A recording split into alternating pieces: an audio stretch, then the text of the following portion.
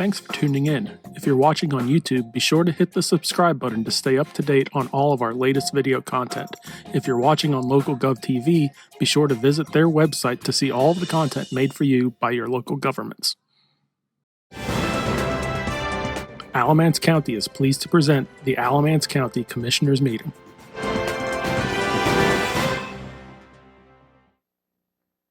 Through the summer. We're going to call the meeting to order of the Alamance County Commissioners on August the 3rd. And I'm in charge of the invocation and the pledge, so if you'll all bow your heads. Dear Lord, you know what's happening in this country. You are all-knowing. You know our every thought and our hearts. Please help this country and help us to make the right decisions for Alamance County. Please continue to protect our armed forces and our emergency personnel and sheriffs as they continue to fight and die every day for our freedoms. In your mighty name we pray. Amen. Amen. You'll stand as you're able for the pledge. I pledge allegiance to the flag of the United States of America and to the republic for which it stands, one nation, under God, indivisible, with liberty and justice for all. So I need a motion to approve the agenda. So moved. Second. All those in favor? Aye. 0. Okay, now we have the citizens' comment. We only had 2 to sign up today. You have 3 minutes. When you hear the timer go off, please finish the sentence you're on and return to your seat. And please be respectful of people in the audience. Even if you're a little irritated, you can speak professionally and kindly. First is Emily Sutton. Good morning. I love a local government meeting, so, you know. Okay, good morning. I'm Emily Sutton. I'm the Haw River Keeper. I've worked on water quality in the watershed for over a decade, and I wanted to start by thanking you. You all calling a special meeting on a data center is not a small thing, and it tells me that you're taking this seriously. I wanted to flag a couple pieces for you all to research before that big meeting on the 17th. So I'm going to focus on 3 things that will be fundamental to this conversation: water demand, zoning, and sedimentation and erosion control. First, I want to be clear about scale. This isn't the kind of data center that Alamance County has today. Smaller facilities about the size of an office park. What's being proposed next is different. Hyperscale facilities built for AI workloads, and they draw water on another scale entirely. A single hyperscale facility can use up to 5 million gallons of water a day for cooling, the daily use of a town of 30 to 50,000 people running around the clock every day that it operates. And a lot of that's evaporative cooling, so it doesn't get discharged back into our streams. I also want to correct something circulating, the claim that data centers use about as much water as a golf course. That number stacks every data center in the country against every golf course in the country. So it's true nationwide, but it tells you nothing about this county. Golf water use is spread thin over thousands and thousands of courses. A hyperscale facility pulls millions of gallons a day from one site, one local source. So that's a concentrated draw on our water, not a diffuse one. Second is zoning. Zoning is the tool that you have to decide where this development belongs and conditions that can be attached and what the county gets to say no to. Once a facility is sited and built, the decisions that mattered most were made months earlier and often quietly. A moratorium would buy you time to get the zoning right before the next application lands on someone's desk. Third, sediment and erosion control. Land clearing and stormwater runoff from a project this size can affect water quality for miles downstream, and Alamance County does not have its own delegated program. Enforcement runs through the Winston-Salem Regional Office, and the state doesn't have the staff or the local knowledge to catch problems the way a county program can. And I say that from experience. Our team reports violations regularly, and what we get back is little to no enforcement in this county, almost never in a timely manner. So by the time anyone responds, the damage is done. And sediment isn't just an eyesore. It suffocates an aquatic ecosystem, it settles over the gravel that fish and insects need to breathe and reproduce, and it drowns the habitat in mud. It's impossible to recover. A locally delegated program would change that. You have inspectors who know sites and answer to this county. So I ask you to think about these 3 policies ahead of that meeting. Thank you. Thank you. Peter Childers.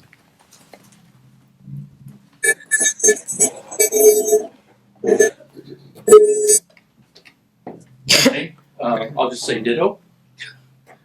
But I'm going to speak about planning as well. So as you know, I live on Morrow Mill Road, and that 450 proposed development that's there, and the 3 to 5 million gallons of water that development will suck out of the aquifers, speaks to the fact that we need planning. So letting developers determine the makeup of the county and the policies of the county is not the best way for everybody in the county. It might help the developer with maximum profits, but it's not going to help people in the county at all to have those decisions made outside of the government body. So for instance, on Kevin Sasser's development, it's all single family. And I've been doing a lot of study on different parts of the country and different zoning and different ways. But what would have maybe worked best on that community is not just all single family, but maybe some low-rise sixplexes for rental. So that would help people afford homes. That may be a step up for them, or could offer a step up from the rental to buying one of the homes in the development. But the county so far doesn't have any control of that. And so so I think that's just one element, but I've been on YouTube. I like YouTube an awful lot, and there's a lot of intelligent people on YouTube that really speak to this issue as well as other issues, including data centers. But data centers is just another example of what we get when we don't have zoning. So I would just urge you to think about zoning. And I know that the planning department is working hard to try to develop something on this. There may be more elements to it than what they're looking at. Certainly, water use is one of the main things that I would look at, because I don't know what you think about what we're going to do if Kevin Sasser's development sucks our wells dry. He'll be long gone with the profits when that happens. But so far, nobody in the state government, in the county certainly, even wants to consider the water use of these mega developments. I'm not talking about the 3 and 5 unit developments. I'm talking about these mega developments. And please keep in your mind, 3 to 5 million gallons per month, okay, out of that aquifer. And nobody knows how big the aquifer is, or if it's just Kevin Sasser's aquifer and it's not going to affect the aquifer I'm drawing from. But anyway, this all comes down to planning. And allowing developers to have their way and everything else is not a plan. It's an ideology. So please, when planning department comes before you, do some research on this. Thank you. Thank you. Okay. Council members have 3 minutes to respond back to anything that's been said today. Commissioner Thompson, you want to start? Yeah, I just want to thank Mr. Childers. He's been a strong voice of that part of the community. He is correct about needing zoning before it starts to break the ground. And also, I'd like to ask Emily, you said things happen about sediment erosion, all that. Where are you? Okay. And with no enforcement, is that enforcement out of the county, out of the state? How does that work? Can I ask her? Can she answer? Yeah, Sure. Okay. Because the county doesn't have their own local program, all of the violations get reported to the North Carolina Department of Environmental Quality's regional office in Winston-Salem. So we'll report, dozens of violations across the county, and they may come 2 weeks later. Other counties have locally delegated programs, and it's actually a revenue stream. They can charge permit fees. It's self-sustaining with paying for staff for those positions. So would that be under one of our departments, or would that be like a nonprofit or No, separate? it's under your department. It would be a locally delegated sediment and erosion control program that is owned and operated by Alamance County. And like the person sitting in front of you, would it be under health department? No, it would be under, some departments have it under stormwater, some counties have it under water resources. They have their own county water resources program, and stormwater is kind of nestled under that altogether. I don't believe Alamance County as a county has stormwater either though, so it would probably, Brian would know over there, that it would be a new program altogether. Probably planning department, Okay, environmental health. we'll look into that. That's important. And Later, we it's not good. only do that, and so I can give you like the step by step how to start that program. I'm on the state sedimentation control commission. Right. Okay, thank you. Commissioner Powell.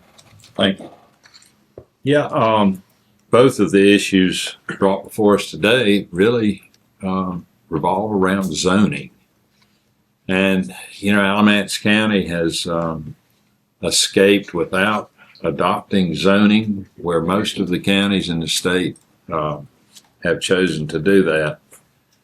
So where do we go from here?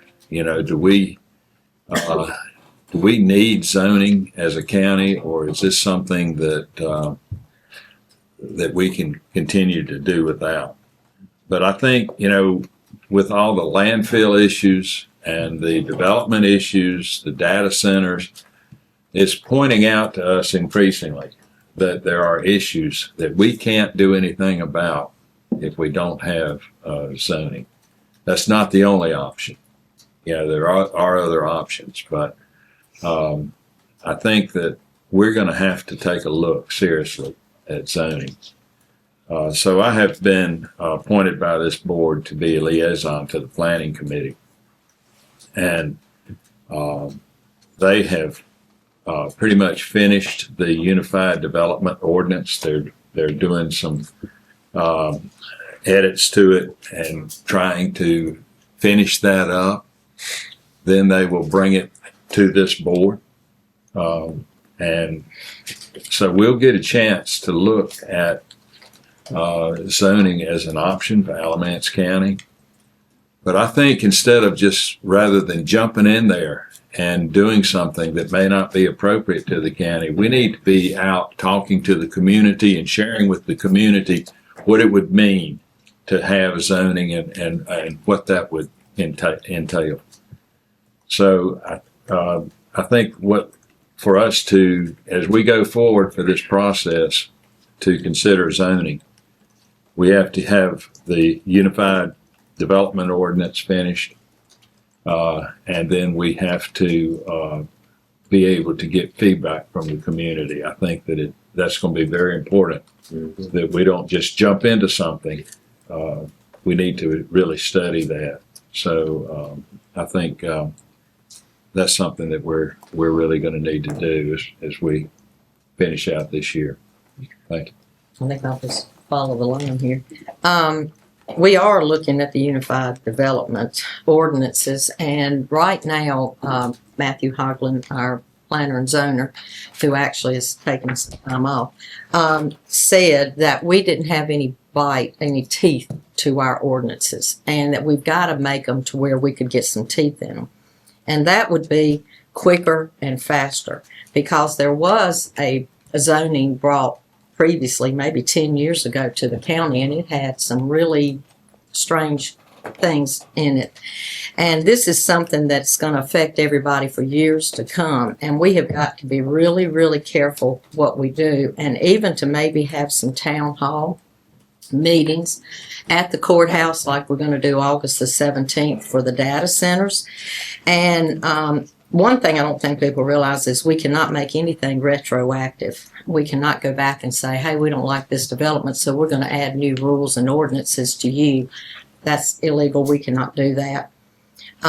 Also, my husband was the public works director for 38 years, and water usage and saving water and the environment was big on his list.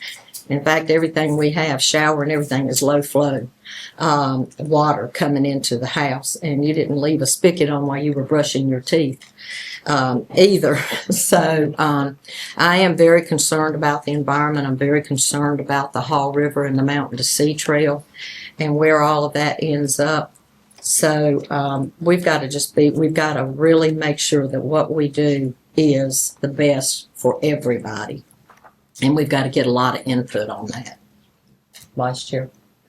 Well, I mean, you've hit, all three of you hit the issues I think that we're dealing with. We have to get some teeth in our Uniform Development Ordinance and our Heavy Industry Development Ordinance. And, one of the things we're talking about is some recognition of the fact that we've got to have some controls on what kind of industry can enter onto what kind of roads. I mean, that's one of the issues we ran into here recently. We've got to get that done first, and then figure out what we're going to do going forward from there. I mean, the environment, I think if anybody looks at Alamance County, they know we care about our environment. We have some of the best parks in the state, and we care about those parks. We take good care of them. We want to keep them in good shape. We don't want anything damaging them. We don't want anything damaging the homes of our neighbors. And everybody in the county are our neighbors, of course. So I think our best move is to get these things done, get teeth that we can enforce in the ordinances, and then move on to the next steps of whatever that might be. Commissioner Freeland. I don't have a whole lot more to add to what's been said already. I do think taking the time to figure out what's the right path rather than what's the quick, expeditious path to the loudest voices, answering to the loudest voices. I think we need to figure out what the details are, particularly of would-be data centers. I don't think we've got any proposals, as iterated earlier. There are no real proposals on the books at this point. So taking the time, figuring out how to do it right is the best thing. Those are my comments. Okay. So moving on, I need a motion to accept the consent agenda. So moved. All those in favor say aye. Aye. Okay. Now we're going to be moving to presentations. Was Brad Fowler going to talk? He is, okay. Brad, I don't even see. Right here. Go. You slipped around. I was looking over here for you. You want me to hold your glasses? Yeah. I had to take the readers off. From here out, you're a blur. I'm here. Presently accounted for. How is everybody? Good. Fine. How are you? Good. Thank you, commissioners, for having me today. Here, as I come every year now to do our annual tax collection settlement. So going to spend the next few moments talking through the tax collection settlement, as well as getting my order of charge for the upcoming year to collect taxes, as well as talk about write-offs of the 2016 taxes. Here are a few of the items that we will go through. Certainly as I'm going through it, or definitely at the end, I'll answer any questions that you all have. Once again, the first thing we'll do today is I will give you all information. It's just simply for you to receive the order of collection, showing you the collection rate this year, how that compares, and that sort of thing. Also ask for your approval of the write-off of 2016 taxes. So once a tax becomes 10 years old or older, we cannot enforce collections anymore. And so typically it's been the policy of this board to write those taxes off, so we don't continue to kind of have our efforts be futile in that way. And then finally is to grant the order of the collections for 2026. The collections process, June, you all established the tax rate this year. And then in July, at the end of July here, and hopefully you all received your tax bill in the mail here recently, we sent those bills out. August is our early payment period, in which you can get a 0.5% discount for paying your bill before September the 1st. Taxes are due on September the 1st. A lot of folks think that's the end of the year, but it's actually September 1 when they become due. And then as of January the 6th, interest starts accruing if you haven't paid by that date. And so we start our delinquent process and that sort of thing all the way through the end of this fiscal year. The annual tax collection settlement looks as follows. We started off with $125,279,000 $1,153.75 to collect. Through some releases, as well as discounts and that sort of thing, our total net levy or to be collected would be $121,928,950.71. At this time, or as of the date that this was created, we still had $863,780.20 outstanding. Now that number has changed a bit since I created this report. Our collection rate is 99.31. Our DMV, as you all know, is a separate process administered through the state. We do some of our unregistered motor vehicles and things, but the registered motor vehicles goes through that division, and they send the county that money. The tax collection rate for those folks is 99.7. You can see the levy and the amount collected through the DMV. This shows you the collection history and kind of what that to-be net levy collected amount looks like. This year, once again, was 121. So you can see every year that number has continuously gone up with differences depending upon revaluations and things like that. And tax rates being changed can definitely impact those levy numbers. I think it's important to note this is the highest collection rate that this county has, as far as I can tell, it's the highest we've ever had, at least in the last 25 years. And so we know that for sure. But I believe that it's the highest that we've had ever. And so I am extremely proud of the office, the work that those folks in my tax collection office has done. You can see how this compares also over the last 5 years, what that trend line looks like. You can in 2020 and 2021, that's really kind of a tough one because that is during the time of COVID, and so monies were being handled a little bit differently at that time. But then you can see we've been pretty flat until the last couple of years. We've seen a really big uptick in our collections percentage. Once again, completely contributable to the staff and the work that they're doing down there. Here is our similar county comparison. You can see up here, out of all the counties that are similar in population, previous year's valuations, square miles, and household income, we're at the top of the list finally. So I felt really good about that. Last year, I think we were third, and so we wanted to take control of this list, as it were, and so we did. Staff worked really hard to make sure that they did all they could, and we ended up just slightly above all of their comparative counties. Positive changes. Delinquent enforcement, we continue to ramp up our delinquent enforcement procedures. We simply ask that folks pay their tax bills on time, and if they don't, we do have those measures in place, and so we're certainly taking full advantage of those and trying to utilize those to collect more. Wage garnishment has been enhanced. We're doing that a few times a year now, where before we were doing it once a year, and so once that delinquent date hits, we start immediately to try to do that. And then finally, we've changed some of our machines. We now have new credit card machines that ultimately will accept things like Apple Pay and that sort of thing, things that some of the younger generation like. So we're getting some additional pay that way as well. Once again, that's my collections team. I know everybody gets up here and talks about how wonderful their staff is, but the tax office is a very thankless job sometimes. And so these ladies do a heck of a job, as does the assessor side of things as well. But they've done a heck of a job this year, and so I always want to point them out. The charge-off request this year. So that's the collection piece of the summary. The charge-off request this year for those taxes for 2016 is $88,282. I will tell you within that number, baked into that number, is about a $58,000 one taxpayer fee. And the reason that exists is because it was a property tax commission case that was never written off, that should have been written off before we ever got to this point. So that's the biggest portion of that. I noticed this year that our number was a lot higher, and I couldn't figure out why. And so that's why that exists. There's nothing we can do. I've consulted with legal on that matter. That should never still been in existence there. Is that parcel still active in the county? Is that a? It is not. It is not. It was a once again a property tax commission decision that was made back in 2019, and then subsequent went to the Court of Appeals. I think there was some holdup at that point. Can't really speak to what happened. Right. I just know it was still on the books and should not have been. What happens to that property? Is it auctioned? I mean, how does that work? What do you mean? The one I just mentioned? About- Yeah, so that since it was a court case, the court decided against the county, if you will, and that amount should have never still existed. Yeah, it was an exemption property. And then finally is the order to collect. I have to have order from you all to collect this upcoming year's taxes, and so I'm just asking that you simply all will vote to allow me to collect the taxes for the upcoming year.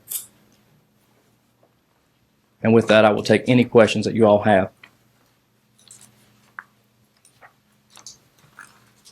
We have pushed, for people to get the homestead and total. Are you having more people coming in and asking and requesting about the homestead exemption? Yeah, we're having, I would say more and more. It seems like daily, because I think that obviously property tax continue to go up. And so those who need it definitely need it.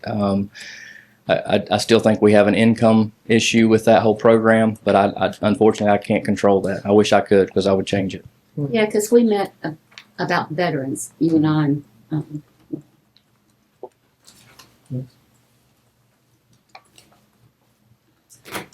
Okay, anybody else? All right, I need a motion Motion to. authorizing him to collect taxes. So moved. All those in favor, I need a second. Second. All those in favor? Aye. Aye, 5-0. And We if- need to approve charge offs as unpleasant. yeah. Yes, sir. Also, all right, I'll take a motion I'll to, make that motion. all right, all those, second? Second. All those in favor? Aye. Thank you All all. right, thank you. Is that all you need from us? Yes, thank you. Thank you. Okay, and our next presentation is the body worn camera implementation. Sheriff Johnson.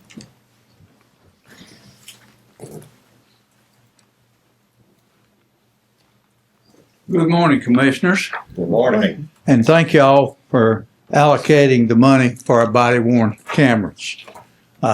We've asked for them for 3 years in a row, and we just didn't have the money for the county to allocate. But give you a little bit of what's going on. We have issued 248 body worn cameras. Now, unlike some law enforcement agency, we made our people go through the training and understand the importance of the body worn camera. The total videos created by body worn cameras and our in-car cameras month of July was 19,362. 16,682 of this was body worn cameras. Now we have people that view these footages to make sure our people are following proper procedure.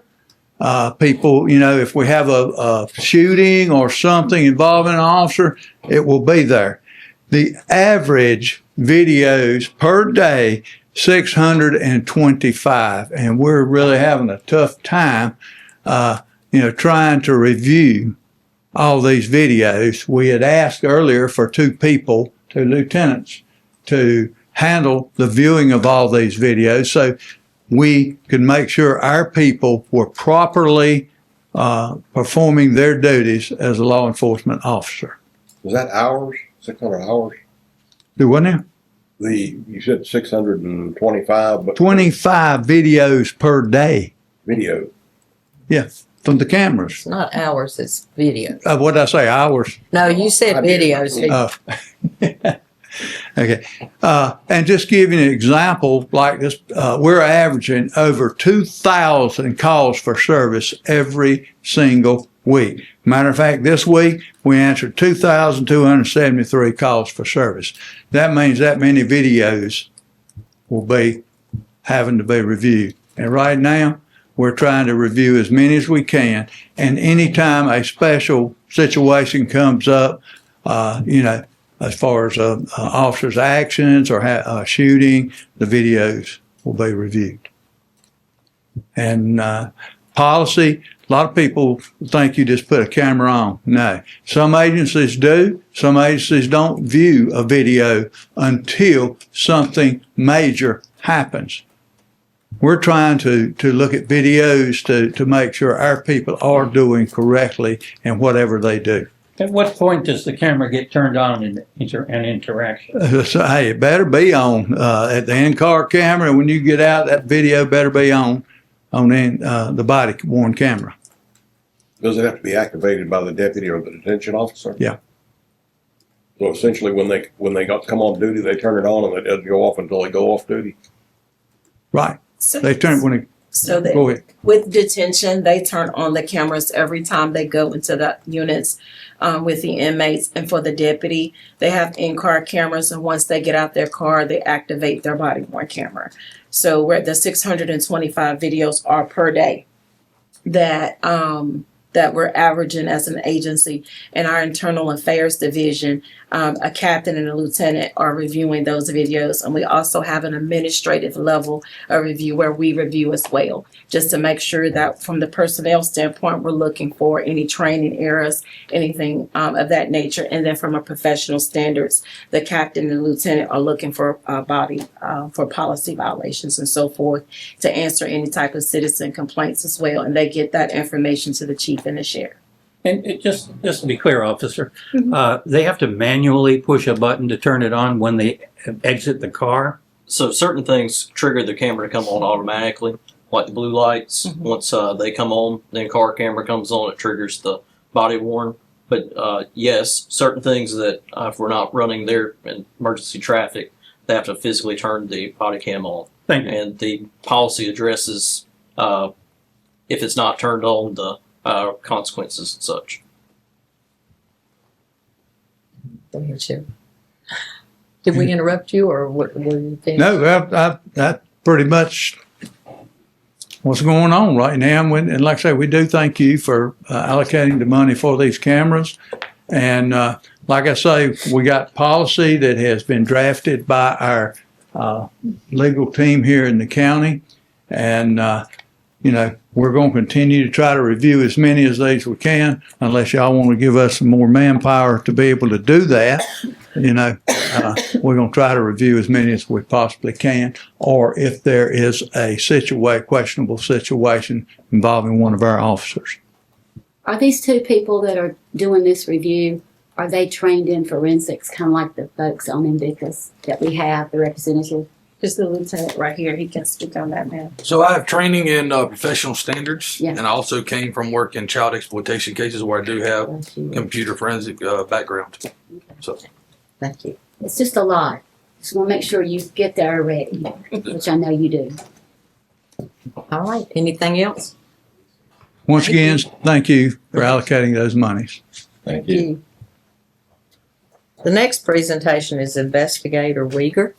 You're going to talk to us about the review. I think the Alamance News started put it on the front page about it, that you're helping people with wire fraud. Is that correct?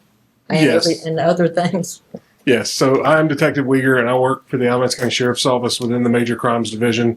I'm going to talk to you today about fraud and cryptocurrency scams within Alamance County, and kind of what the process is of how we work those, what we're doing to prevent it, what people can do to protect themselves. So some of the statistics with just our county, the last 20 months, we have had over 430 frauds assigned to detectives. That does not include frauds that didn't go to detectives and that the patrol officers were able to work on their own. So 430 frauds assigned to what is 5 detectives in the Major Crimes Division specifically. The average loss for the Alamance County, for one Alamance County citizen in those 430 cases is $33,000. Cumulatively, within those 430 frauds, we've lost $6.3 million. So how are they investigated? The average length of those investigations is anywhere from 6 to 8 weeks, but it can be months to up to a year, just based off who we're dealing with and how expansive the investigation gets. We really solve these frauds and get any information in these frauds based off doing search warrants. The average number of search warrants that we're doing per fraud is 3. Now, the results depend on who we're sending it to. Each company that we send a search warrant to can take 1 to 2 weeks to get those results back to us, but some take 90 to 180 days, and I've had them take up to 6 months to get the results back to me, because that's just how long it takes. They've got a queue or a backup log of all the search warrants they're waiting to get done themselves. Once we get those results in, we have to determine whether the individual's information that we got back is a suspect or another victim's. The issue we run into a lot of times when someone's money goes into someone else's bank account is that the name that we get back on the suspects, or what we thought to be the suspect's bank account, is actually another victim. They have overtaken that person's account and they're now using it for criminal reasons as opposed to the victim using it. So we have to piece through that, which usually leads to 2 to 3 more search warrants and getting in touch with other agencies, which only extends the process. Once we finally reach the end of whatever investigation it is regarding fraud, we have to determine, 1, do we have a suspect? Is there someone we can actually charge? And 2, what are the charges? With frauds, there's a lot of different charges involving credit cards, bank accounts, wires, the type of property they obtained, so on and so forth. We determine what the probable cause is for that, and we swear out the warrants. The biggest thing we're seeing right now is the cryptocurrency scams. That involves what many of you have heard about, where they call and say you've got warrants, you've missed jury duty, you've got to pay so much money in either gift cards, go to one of the kiosks that are located at some of the gas stations around the county. When we investigate those, the most important thing for us that we need from the victim is the receipts that those machines give out, or the wallet IDs that the suspect gives you. Sometimes it's in the form of a QR code. You can't see it and you would just scan it at the machine, but we need those because we can decode them such that we can read that long wallet ID.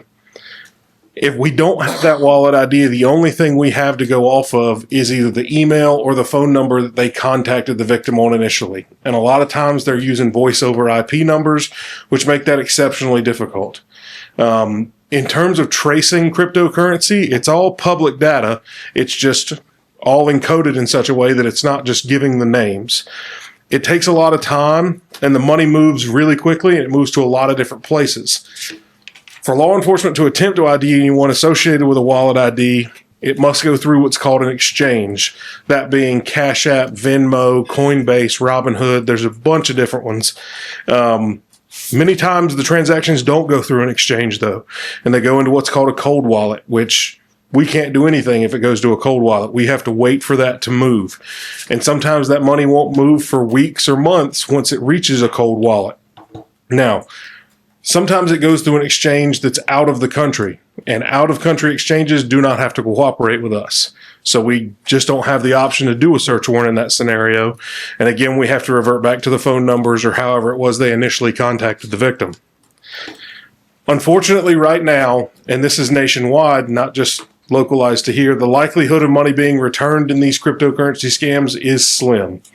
Governor Stein recently signed a bill that did change the way these cryptocurrency kiosks operate and creates a delay in a new customer or a current customer using them, changes the daily limits and things like that. But we haven't been able to see that change much yet because it was just so recently signed. We have had success identifying international criminals, though. The issue is we can't go international to pick them up, unfortunately. We have to wait for them to come here. And once they get here, hopefully they get picked up. So what can an Alamance County citizen do to protect themselves? The 3 biggest things I harp on when I do my larger presentation on this, which is approximately an hour and a half, is do not answer unknown phone calls. That is the biggest issue here. When someone answers that unknown phone call, that's the first step into whoever this scammer is. That's their first step into just getting you in the door. Do not believe anyone who tells you that you have to pay for anything over the phone with gift cards, money transfers through Cash App, Venmo, or Zelle, or any kind of kiosk. Nobody will ever tell you to pay at the gas station specifically located at the corner of Raw Hut and Sharp. That is the specific gas station they send individuals to where one of these crypto kiosks is located.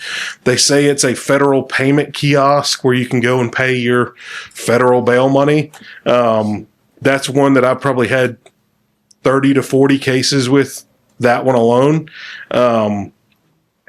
Another point is, if anyone asks you to pay over the phone for anything, period, just hang up and contact a friend, loved one, or a law enforcement officer to verify that it's legitimate. there's not a single deputy in this county that's going to be upset at you for calling and saying, hey, I just got a phone call. Somebody wants me to pay in a gift card. Can you just come and make sure this is legitimate? Any of our guys and girls will come immediately and say, no, that's not right. Don't send that money, because especially in the gift cards, we're not able to do much with that either. But I'll speak to the gift cards in just a second. What are we doing to help prevent scams? So we're doing fraud presentations at community centers and the elderly communities.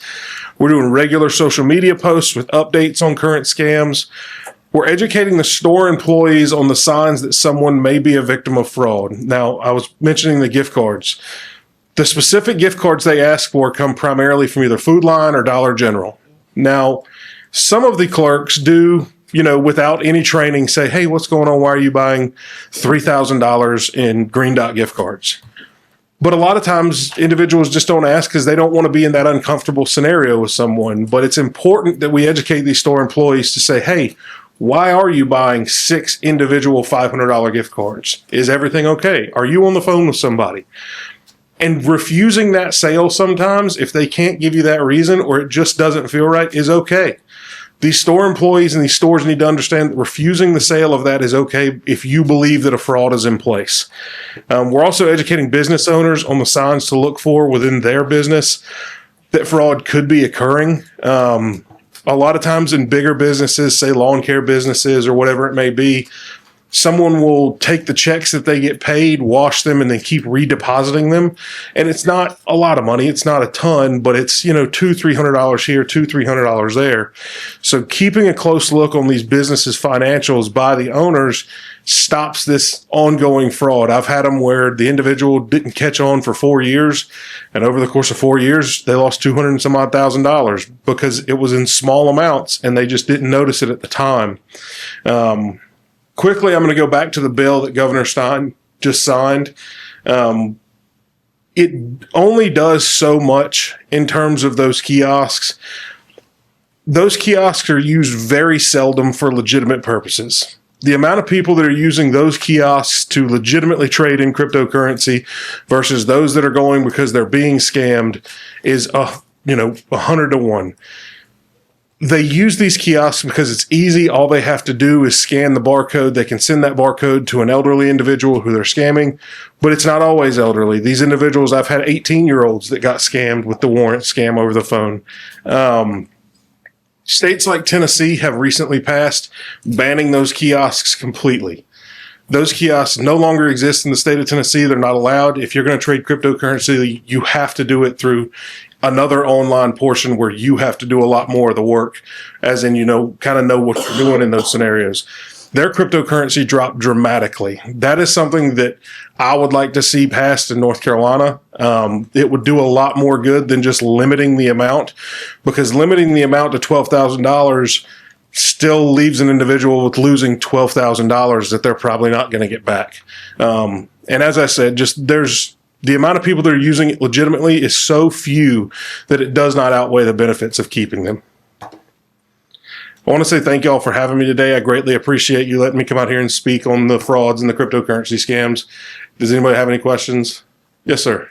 So you focus on getting the money back where you can. Yes, sir. But we don't focus as much on catching the perpetrator. So we do focus on catching the perpetrator. That is a very important step to this. But in these frauds and cryptocurrency scams, the loss is so great that my initial reaction is, I want to try and get these people's money back as quickly as I can, if I can. The process of identifying the suspects takes such a long time that I can focus on trying to get the money back first, and then as we go through the process of the investigation, work on identifying that suspect. So are most of these suspects local, or are they in India or somewhere else? Or it just varies on the type of crime. Do we even know? We don't know a lot of times. The warrant scam specifically, the over-the-phone warrant scam, we do know that those are domestic. Those individuals are in the United States, and most of them are actually in Georgia. That's what's called the Georgia prison scam. A lot of those individuals who are making those phone calls are inmates in the Georgia prison system. They're inmates. And as I said, it just depends on the type of scam. the relationship scams, the long-term scams where you may have won a sweepstakes, you may be in love with someone you've never met on the phone or whatever it may be. Those individuals primarily are in India. And those are round-the-clock jobs for those individuals over there. They'll work 8 to 5 and then switch off with somebody who's just assigned to that. Those are primarily in India, yes. I know you've seen Dr. Phil catfishing. Yeah. People, in this world, people will believe anything if they really want to. Yes, ma'am. They got my mom. Go meet me at Dollar General, Eli Whitney, of all places. And we had to call the sheriff's department, and he or she or whatever didn't meet her. Thank goodness. And but you get people with issues, and they'll believe things because certain generations, everything was a handshake, and they believe you, their word. And I said, if somebody tells you won a $2 million sweepstakes and a truck, the truck should have told you. But you just want to believe in people so badly. You're tied in with FBI and SBI, I'm sure. As far as the next thing. I just want to thank you. I'm so glad we had this because there are so many people that just get played and lose generally their life because they're just trying to, we got a call once that my son was in Dominican Republic. He was at a wedding. He'd had a car wreck and he was at jail. Granny, can you send me $10,000 in wire? And I thought, first of all, Evan's not there. He would never be in a wedding. Yeah. But thank goodness we called it. This is what they do. And they're so good at it. They are. And I just want crypto prison. That's what I'm talking about. But sometimes we want to rehabilitate people in prison so much that we give them too much leeway and they have too much contact to the outside world to still manage to screw people. And I don't believe in that at all. And the Georgia prison scenario, they are allowed, they're not allowed, but the guards and whatnot are so corrupt there that they will bring the cell phones and whatnot in. And those specific cases, I've had individuals where they requested Sephora gift cards, the makeup store, Walmart gift cards, DoorDash gift cards, and they're just sending it to their loved ones or their significant others on the outside because it doesn't really make any difference to them. The primary offenders in that are life sentence inmates in Georgia. They're not going anywhere anyways, and they're not oftentimes worried about a Class H felony from North Carolina because they're already serving a life sentence in Georgia. But thankfully, we are able to get their accounts shut down a lot of times that they're using, their crypto accounts, their voice over IP accounts, and things like that. I know, just to brag on our jail, I had to do an intake for a client that was going into a treatment center in Wayne County, and they were going to do it over the phone. And I had to get my cell phone approved to go in because I am no different than anybody else, and a lot of trouble can happen on that cell phone in and out of that jail. So I'm just glad we've got those standards here because you can put a hit on somebody just that instant. It's awful. So thank you. Yes, You're ma'am. obviously going to be great at this. I'm glad you're in the position. Thank you. Have you heard anybody about the Publishers Clearinghouse? My neighbor said she got a phone call the other day about the Publishers Clearinghouse, and she'd won like 3.5 million or something like that. And she was laughing about it. She posted it and said, "Watch out, I just got this call." And she said, "But if they show up, I'll remember y'all." The Publishers Clearinghouse Fraud, that is the largest case I have right now, is one singular individual has lost $1.5 million over the course of 4 years. How many magazines did they buy? Not many. God. Anybody else? Yeah, I've got a question. Over the past 6 months or so, I've probably got between 1 and 200 voicemails and texts soliciting or asking me if I needed any help with my taxes. And it's a different name each time. It's a different phone number. I'm sure somebody in some other country is sending those. They're an annoyance because I don't answer them, but I get the voicemails, and I'd like to know where I report them. To whom do I report that information? In terms of those phone calls, they are incredibly annoying, like you said.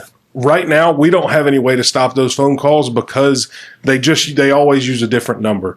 I recommend people use an app on the phones. They have robocall apps that will automatically screen those calls, and you won't even see it ring on your phone. It'll screen your text messages so you don't even see it come through. You're able to go into that app and see, okay, did I miss something important? Is this actually somebody I know's number that's just from out of state? It'll make those decisions for you so that you don't get those calls as much. Until an actual fraud is perpetrated, there's only so much we can do. We can't do very much with just a phone call, unfortunately. Blocking the number and just not answering is the best suggestion I have. And I know that those calls come constantly. That's why I recommend those robocaller apps to stop them from blowing up your phone all the time. Well, one step beyond that, because I hit spam, report spam, and delete. Is there some contact at the phone vendors that you can report that information to? That'll make a difference. Not, to be 100% honest with you, not really. There used to be the idea that you could get put on a do not call list if you say, put me on the do not call list when you answer. The issue is for legitimate companies, that may be a real thing, but 95% of the individuals that are calling you are trying to scam you, so there is no do not call list. And when you answer, that just verifies to them, oh, this is a good phone number, and somebody does, pick up this phone number whenever we call. So this scam may not work, but maybe we can try something else a little later. That's why I recommend just not answering the phone, period, blocking the number, and, just moving along, or getting that robocall app, whichever. Thank you. Yes, sir. Anything? All right, thank you very much. Thank you. We appreciate it. And we have the Tourism Development Authority. Are you actually here? Did you want to speak to us? Yeah. Okay. Thought I saw you come in.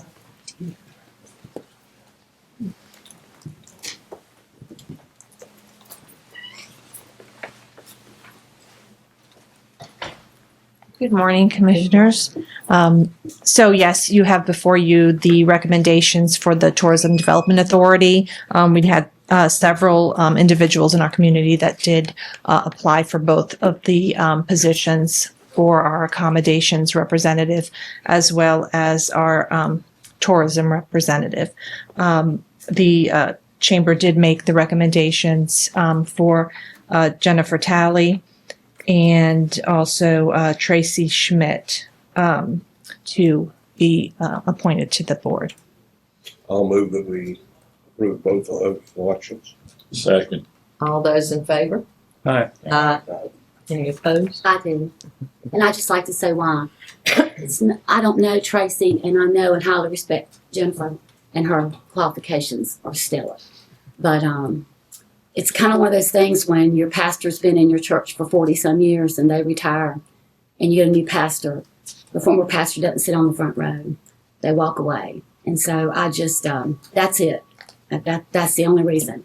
I just think some time is good whenever you come off such a position like that. Mm-hmm. And that's the only reason. Because like Bonnie Whitaker, I talked to her the other week about the same thing. Mm-hmm. We're friends and I respect her highly. And that's just it. Thank you. Thank you. All right. So I think now we're at the county attorney's report. Thank you, Board. Nothing from me this morning. Okay. And Chris? Good morning, Commissioners. In your packet is the fourth quarter financial reports that Susan provides to the board each quarter. If you have questions, we're happy to answer those. And I also wanted to let you know that August is Child Support Awareness Month. Child Support Awareness or Child Support Services are housed within our Department of Social Services here. This month, we're recognizing the important role that child support services play in promoting the well-being of children and families in our community. They help strengthen family stability and create brighter futures for children throughout our community. To recognize Child Support Awareness Month, green awareness ribbons are available for each commissioner to wear throughout the month to help show support of children, families, and professionals who make this important work possible. And that's all I have to share with you this morning. I needed to ask you a question. I understand that one of the fire department's building may need a booster for CCOM or for the new CCOM in order for it to reach well inside the building. And I'm understanding that it's $25,000 to $50,000 to add that. Do you know anything about CCOM or them telling them that they need a booster? And it's actually Johnny Payne and the man under him that were talking to him about it and told them that they were going to have the booster to pick up the signal. I didn't know if you'd heard that from anybody else or not.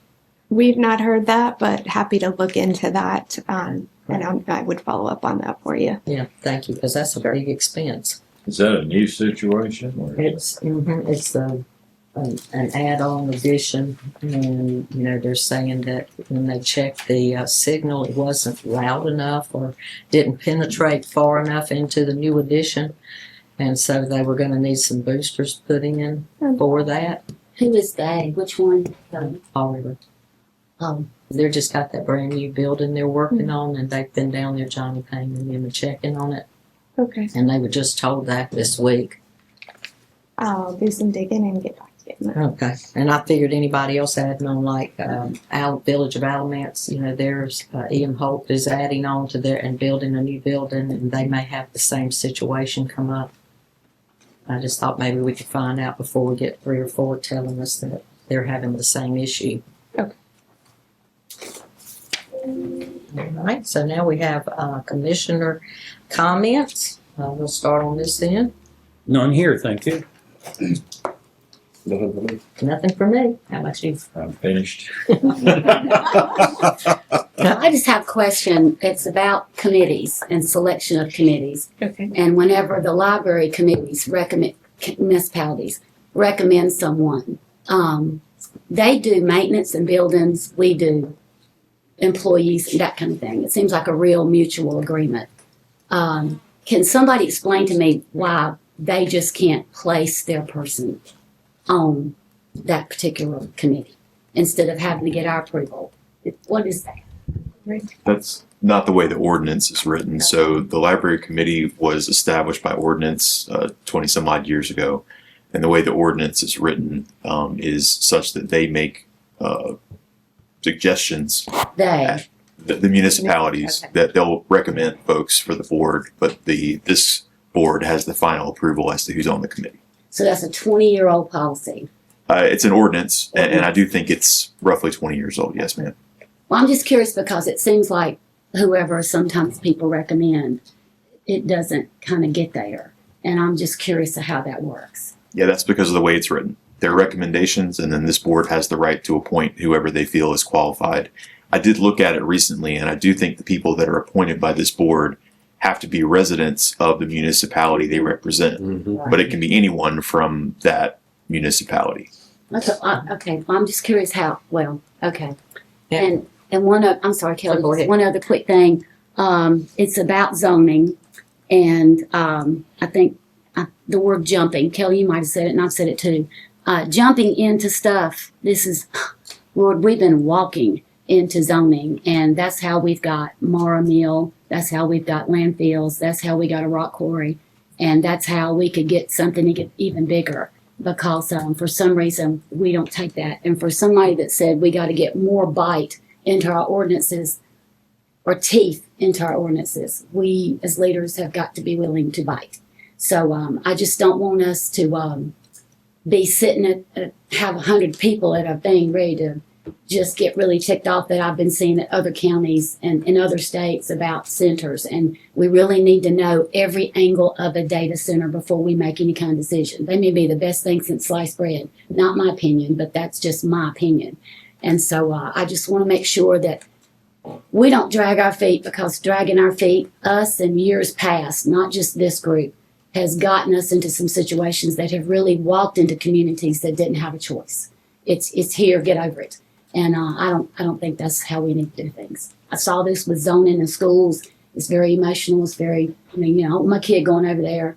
For an example, when I was on school board, we did the IB program at Williams. And when we did transfers and talked about zoning, And my kids went to Williamson. Some people from other schools says, "Oh, my kids going to school with those thugs." That's just how it is. That's how it's perceived if you don't know.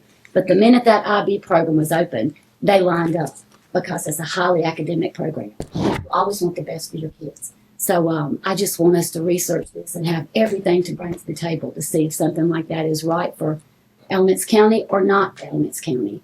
And because we got big issues. We're a little Alamance County, but we got big crime, no matter how we look at it. It's here.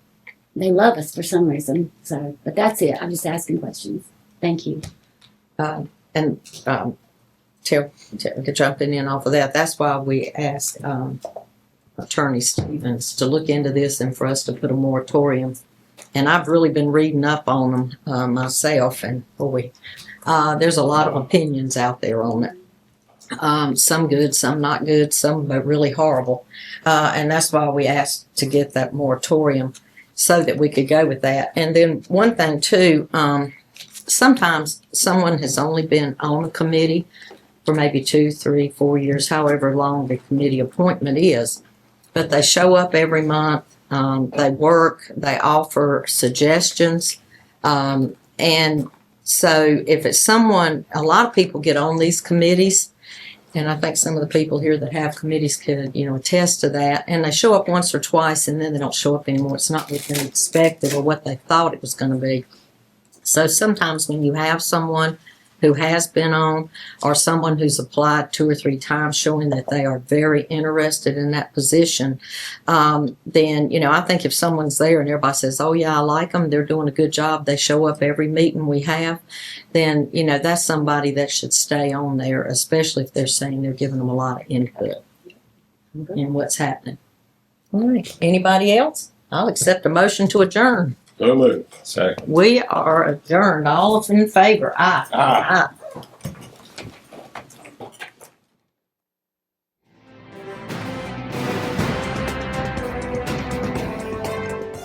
Thank you for watching the Alamance County Commissioners Meeting. Commissioner meetings typically occur on the first and third Monday of each month in the Commissioners Meeting Room in the County Office Building at 124 West Elm Street in Graham. The first Monday meeting begins at 9:30 a.m. and the third Monday meeting begins at 6:30 p.m. Changes to the meeting schedule will be posted on the county website at alamancecounty.nc.gov. This meeting will be broadcast on LocalGov TV. Please go to www.localgovtvnc.com for more information about their schedule and to see more videos produced by your local governments. You can also access this meeting through our YouTube channel at www.youtube.com/Alamance County NC or by clicking the YouTube link on the county website. Technical questions regarding this broadcast or production may be sent to our county webmaster via email at webmaster@alamancecounty.nc.gov. This address is for technical questions only. Comments and questions about the content of this meeting may be made to the commissioners themselves. You can find their contact information at the Alamance County website at commissioners.alamancecounty.nc.gov. There, you can learn more about the commissioners' duties, read minutes and agendas of commissioner meetings, and find other information about the county commissioners.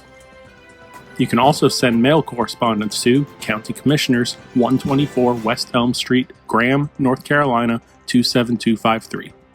Again, thank you for watching the Alamance County Commissioners Meeting. Thanks for tuning in. If you're watching on YouTube, be sure to hit the subscribe button to stay up to date on all of our latest video content. If you're watching on LocalGov TV, be sure to visit their website to see all of the content made for you by your local governments.